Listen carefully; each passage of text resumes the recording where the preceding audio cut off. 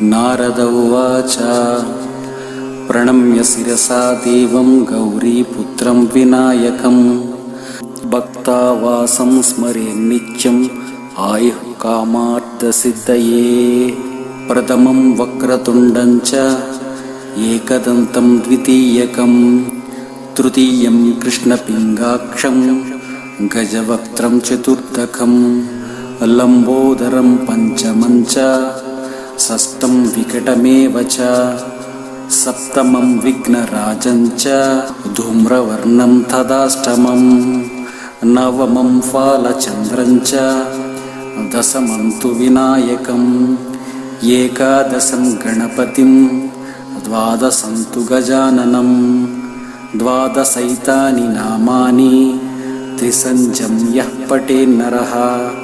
न च विघ्नभयं तस्य